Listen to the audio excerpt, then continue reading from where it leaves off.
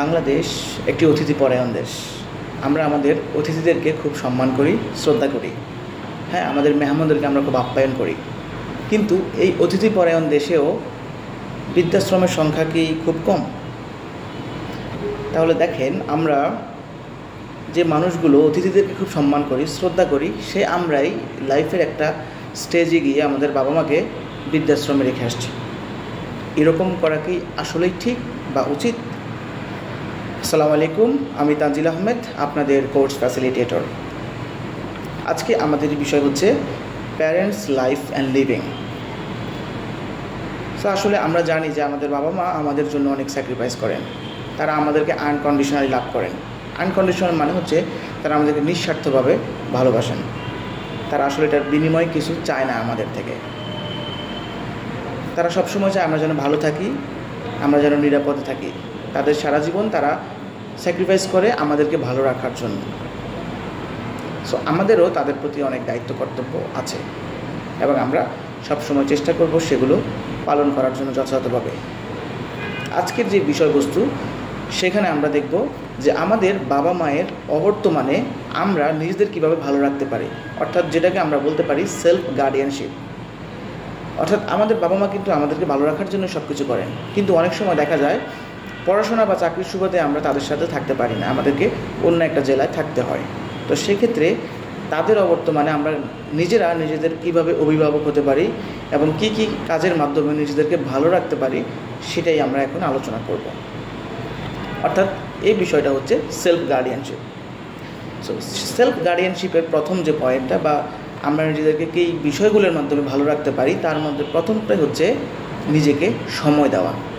এখন আমরা বলতে পারি যে আমরা তো সারাদিন নিজেকে সময় দিই, আমাদের 24 ঘন্টায় তো আমাদের নিজেদের জন্য, আমরা যা কাজ করি না কেন নিজের জন্যই তো করি। আসলে নিজেকে সময় দেওয়া বিষয়টা মানে যে আমি সারাক্ষণ নিজেকে সময় দিচ্ছি বা সব কাজ করতেছি এরকম না, বা আমি তো মুভি দেখছি বা গান শুনছি, হ্যাঁ নিজেই শুনতেছি, এটা আসলে নিজেকে সময় দেওয়া না। নিজেকে সময় দেওয়া মানে আপনার অতটুকু সময়, যে সময় আপনি বসে চিন্তা করবেন যে আজকে সারাদিন আপনি কি করলেন, আপনার দ্বারা কারো কোনো ক্ষতি হলো কি না, বা আপনি কারো কোনো কষ্টের কোনো কারণ হলেন কি না। হ্যাঁ, অর্থাৎ এই সময় আপনার সাথে কোনো ডিভাইস বা কোনো মোবাইল ফোন কিছুই থাকবে না। এটা একান্তই আপনার নিজের সময়, এবং এই সময় আপনি ভাববেন, আপনার আত্ম উপলব্ধি করবেন, সেলফ রিয়েলাইজেশন করবেন যে আজকে সারাদিন আপনি কী করলেন। আপনি যদি এটা নিয়ে ভাবতে পারেন, তাহলে দেখবেন আপনার আজকের দিনটি থেকে আগামীকালের দিনটি আরও সুন্দর হবে, কারণ আপনি আপনার ভুলগুলো ধরতে পারবেন এবং আগামী দিন সেটা শুধরাতে পারবেন।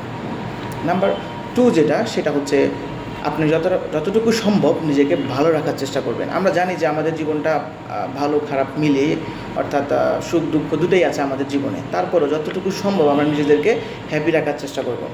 এবং এক্ষেত্রে আমরা যেটা ফলো করতে পারি সেটা হচ্ছে আমরা যে কাজগুলো করতে পছন্দ করি, হ্যাঁ প্রত্যেকের কিছু পছন্দের কাজ থাকে। সো সেটা যদি কারো কোনো ক্ষতির কারণ না হয়, তাহলে আমরা ওই কাজগুলো বেশি বেশি করব। তাহলে হয় কি, আমরা এটার মাধ্যমে নিজেকে আনন্দিত বা ভালো রাখতে পারবো। 3 নম্বর যেটা, সেটা হচ্ছে আমাদের প্রতিদিনের যে কাজগুলো আমরা করি, সেগুলোকে আমরা একটা রুটিনের মধ্যে নিয়ে আসবো বা একটা স্ক্যাজুলের মধ্যে নিয়ে আসবো। আমরা সবাই জানি যে আমরা প্রতিদিন সকালে ঘুম থেকে উঠি, আমরা ব্রাশ করি, আমরা নাস্তা করি, তারপর আমরা আমাদের ইনস্টিটিউশনে আসি, হ্যাঁ এরপর আবার বাসায় যাই, খাবার খাই। সো অর্থাৎ আমরা কিন্তু এটার জন্য নির্দিষ্ট করে টাইম ঠিক করি না। অর্থাৎ আজকে আমার ক্লাস আছে, আমি খুব সকালে ঘুম থেকে উঠলাম, কিন্তু দেখা যাচ্ছে যে আগামীকালকে আমার ক্লাস নাই, আমি আরও 2 ঘন্টা লেট করে উঠছি। সো যার কারণে হয় কি, আমাদের নির্দিষ্ট কোনো রুটিন থাকে না। সো আমরা যদি আমাদের প্রত্যেকটা কাজের জন্য স্পেসিফিক টাইম সেট করি যে আমি এই সময় ঘুম থেকে উঠবো, আমি এই সময় আমার খাবার খাবো, আমি এই সময় আমার ইনস্টিটিউশনে আসবো, এই সময় আমার বাসায় যাব, বাসায় গিয়ে আমি এই সময়টা আমার পড়ার জন্য রাখবো। সো এটা যদি আমরা করতে পারি, তাহলে আমাদের দিনটি অত্যন্ত সুন্দর এবং গোছানোভাবে আমরা কমপ্লিট করতে পারি। অর্থাৎ তাহলে আমার প্রত্যেকটা কাজের জন্য আমার সময়টা নির্দিষ্ট থাকবে এবং আমি বুঝতে পারবো যে আমার কোন কাজ কতটুকু গুরুত্বপূর্ণ, কোনটার জন্য কতটুকু সময় আমাকে দিতে হবে। না হলে আমি আননেসেসারি যে কাজগুলো, সেগুলোর জন্য অনেক বেশি সময় দিয়ে ফেলবো, যার কারণে আমার গুরুত্বপূর্ণ কাজগুলোর জন্য আমার সময় থাকবে না। তারপরে যে বিষয়টা, সেটা হচ্ছে না বলতে শিখতে হবে। আমরা জানি যে এই শব্দটা বলাটা অনেক কঠিন, তারপরেও কিছু ক্ষেত্রে আপনার নিজের ভালোর জন্য, নিজেকে ভালো রাখার জন্য আপনাকে না বলতে শিখতে হবে। অর্থাৎ আপনার কাছে একটি কাজ অলরেডি আছে, আপনি একটা কাজ করছেন, তারপরেও যদি আরেকটা কাজ আপনার কাছে আসে, আপনি চিন্তা করবেন যে এই কাজটা আমি যথাসময়ে করতে পারবো কি না। যদি আমার কাছে মনে হয় যে আমি এখন যেটা কাজ করছি সেটা যদি আমি কমপ্লিট করে বাকিটাও ওই সময়ের মধ্যে করতে পারবো, তাহলে আমি ওই কাজটি নিব। আর যদি মনে হয় যে না, আমার এখন যে কাজটি আমার কাছে আছে ওটি করতেই আমার সময় চলে যাবে, তাহলে আমি আরেকটা কাজ নিয়ে শুধু শুধু নিজেকে মেন্টাল একটা ট্রমার মধ্যে রাখবো না। আমি হয়তো ওই কাজটা করতে পারবো, কিন্তু এক্ষেত্রে আমার নিজের উপর অনেক টর্চার যাবে। সো আসলেই আমরা কখনোই নিজেকে কষ্ট দিয়ে বা নিজেকে একটা পেইনের মধ্যে রেখে আরেকজনের উপকার করতে যাব না। সবার আগে আমরা নিজের দিকে তাকাবো যে আসলে এটা আমার পক্ষে সম্ভব কিনা। যদি সম্ভব হয় তাহলে সেটা আমরা অবশ্যই করব, কিন্তু যদি মনে হয় যে এটা আমার জন্য একটা মানসিক যন্ত্রণার কারণ হবে বা আমার সময়টাকে এটা খুব হ্যাম্পার করবে, তাহলে আমরা সেটা অ্যাভয়েড করার চেষ্টা করব। মনে রাখবেন, আমরা সবসময় অন্যের উপকার করব, অবশ্যই করব, কিন্তু সেটা নিজেকে পথে বসিয়ে নয়। তারপরে যে বিষয়টা সেটা হচ্ছে আমরা আমাদের ফ্রেন্ডসদের সাথে কানেক্টেড থাকবো, অর্থাৎ আমাদের যে বন্ধুবান্ধব আছে তাদের সাথে আমরা কানেক্টেড থাকবো। এখন আপনারা বলতে পারেন যে স্যার আমরা তো সবাই কানেক্টেড মোটামুটি ফেসবুক বা হোয়াটসঅ্যাপ সোশ্যাল মিডিয়াতে। আসলে এই কানেক্টেডটা ওই রকম কানেক্টেড না, এটা হচ্ছে যেটাকে আমরা বলি যে শেয়ারিং বা কেয়ারিংয়ের যে কানেকশানটা। অর্থাৎ আপনি এমন কোনো কথা যেটা হয়তো কাউকে বলতে পারছেন না, সেটা আপনি আপনার ওই বন্ধুকে বলতে পারেন যে আপনাকে বুঝবে। সো এই ধরনের একটা কানেকশন, যার মাধ্যমে আপনার আউটকাম আসবে, অর্থাৎ আপনি তাদের সাথে বসে একসাথে গল্প করার পরে বা আড্ডা দেওয়ার পর সেখান থেকে একটা রেজাল্ট আসবে, একটা আউটকাম আসবে এবং সেটা পজিটিভ। সো ওই ধরনের একটা কানেকশন আমাদের গড়ে তুলতে হবে, এটা আপনাকে খুব ভালো রাখবে। মানুষ আসলে একাকী চলতে পারে না। সো আমাদের নিজেদের ভালো রাখার জন্য আমাদের বন্ধুবান্ধবের সাথে কানেক্টেড থাকতে হবে। তারপরে যে বিষয় সেটা হচ্ছে আমরা আমাদের নিজেদের মেন্টাল এবং ফিজিক্যাল যে ফিটনেস সেটার উপর নজর রাখবো।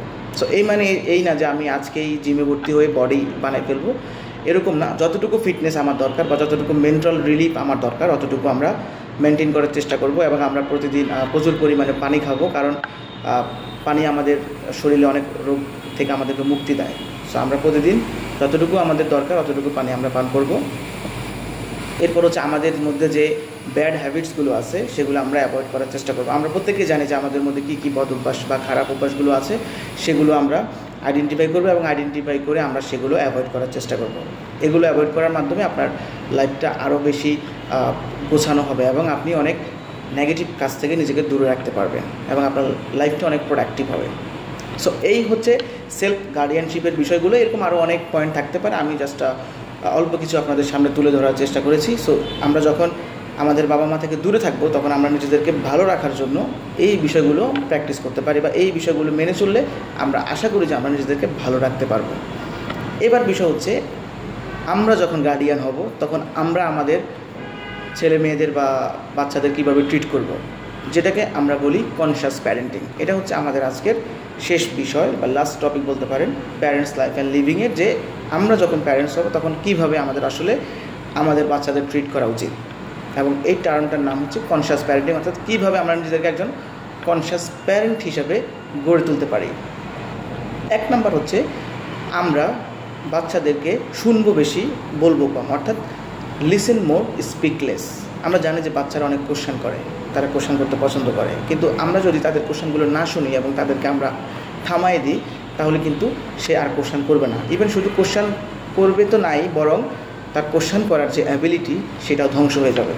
সো আমরা সবসময় বাচ্চাদের কথাগুলো শুনবো, তাদের কোশ্চেনগুলো শুনবো এবং যতটুকু সম্ভব আমরা উত্তর দেওয়ার চেষ্টা করব। তারপর হচ্ছে আমরা তাদেরকে ক্ষমা করে দেব, আমরা তাদেরকে ক্ষমা করবো, কারণ আমরা জানি যে বাচ্চারা না বুঝেই ভুল করে।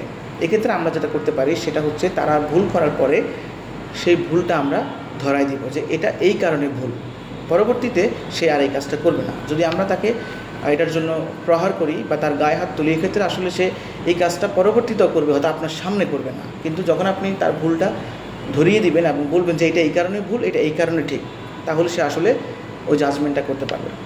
আমরা তাদেরকে ক্ষমা করবো এবং তাদের ভুলগুলো ধরিয়ে দেবো। তারপর হচ্ছে আমরা তাদের জন্য একটা লাভিং এবং পিসফুল এনভায়রনমেন্ট ক্রিয়েট করব।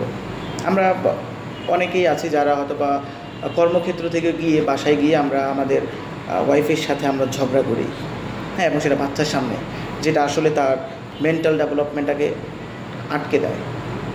যে সকল ছেলেমেয়েরা বা বাচ্চারা বাবা মা ঝগড়া দেখে বড় হয় তারা আসলে সারা জীবন মেন্টাল একটা ট্রমার মধ্যে থাকে। সো আমরা সবসময় এটা অ্যাভয়েড করবো। আমরা আমাদের যত রকমের ঝগড়া বা আর্গুমেন্ট সেটা চার দেয়ালের মধ্যে রাখার চেষ্টা করবো এবং কখনোই সেটা আমরা বাচ্চাদের সামনে প্রদর্শন করবো না। আমরা তাদের জন্য একটা শান্তিপূর্ণ এবং লাভিং এনভায়রনমেন্ট ক্রিয়েট করার চেষ্টা করব। পরবর্তী যে বিষয়টা সেটা হচ্ছে আমরা তাদের জন্য তাদেরকে আমরা প্রায়োরিটি দেবো। অর্থাৎ তারা যখন কথা বলবে তখন আমরা এমনভাবে শুনবো যেন তারা মনে করে যে তারা অনেক বড় কিছু বলতেছে বা তারা অনেক বড় জায়গায় আছে। এতে করে কি হবে, সে তার মতামতটাকে শো করার যে সাহস সেটা তার বাড়বে এবং তার আত্মবিশ্বাস বাড়বে। পরবর্তীতে সে যখন বড় হবে, আপনি যখন কোনো সমস্যায় পড়বেন, সে জায়গায় আপনাকে সিদ্ধান্ত দেওয়ার চেষ্টা করবে। কিন্তু আপনি যদি তাকে ছোটোবেলা থেকেই তাকে আপনি গুরুত্ব না দেন, তার মতামতকে আপনি ভ্যালু না দেন, তাহলে পরবর্তীতে সে আপনাকে কোনো মতামত দিবে না বা আপনি যেখানে কথা বলতে বসবেন সে সেখানে বসবে না। সো এই জন্য আমরা তাদেরকে প্রায়োরিটি দেওয়ার চেষ্টা করব। তারপর হচ্ছে আমরা তাদেরকে কিছু গৃহস্থালির কাজকর্ম শেখাবো, কারণ সবসময় সন্তান আসলে বাবা মার সাথে থাকা সম্ভব হয় না অনেক ক্ষেত্রে। সো যখন তারা আপনাদের থেকে দূরে থাকবে তখন যেন তাদের নিজের কাজগুলো করতে পারে, এই জন্য আমরা তাদেরকে কিছু গৃহস্থালির বেসিক যে কাজগুলো সেগুলো মাঝে মধ্যে তাদেরকে আমরা শেখানোর চেষ্টা করবো। এটা নিজেই তার লাইফে সে কাজে লাগাতে পারবে। তারপর হচ্ছে আমরা তাদেরকে আনকন্ডিশনালি লাভ করব। আমরা জানি যে বাবা মা এবং সন্তানের মধ্যে ভালোবাসাটা হচ্ছে আনকন্ডিশনাল, অর্থাৎ নিঃস্বার্থ এবং কোনো শর্ত নাই এখানে। সো আমরা যদি ছোটোবেলা থেকেই তাদেরকে ওই জিনিসটা বোঝাতে পারি যে বাবা মা এবং সন্তানের মধ্যে সম্পর্কটা হচ্ছে আনকন্ডিশনাল, তাহলে বড় হয়েও সে আপনাকে আনকন্ডিশনাল লাভ শো করবে। কিন্তু আপনি যদি তাকে স্বার্থের ভালোবাসা দেখান বা তাকে আপনি বুঝান যে সব সম্পর্কই স্বার্থের, তাহলে সেও ওই রকম আচরণই করবে। সো তাদের থেকে আনকন্ডিশনাল লাভ আশা করার আগে তাদেরকে আগে নিজে আনকন্ডিশনালভাবে আপনাকে লাভ করতে হবে, তবেই তারা আপনার থেকে শিখবে। সো এই হচ্ছে আমাদের কনশাস প্যারেন্টিংয়ের বিষয়গুলো। এরকম আরও অনেক কিছু আছে, আপনারা আরও বিস্তারিত যদি অ্যানালাইসিস করে পড়েন বা অনলাইনে থেকে পড়েন, আপনারা আরও অনেক পয়েন্ট পাবেন। যতটুকু সম্ভব আমি আপনাদের সামনে প্রেজেন্ট করার চেষ্টা করেছি। সো সবাই ভালো থাকবেন। এই ছিল আমাদের আজকের lesson 3, parents life and living. সবার জন্য অনেক অনেক শুভকামনা। আল্লাহ হাফেজ।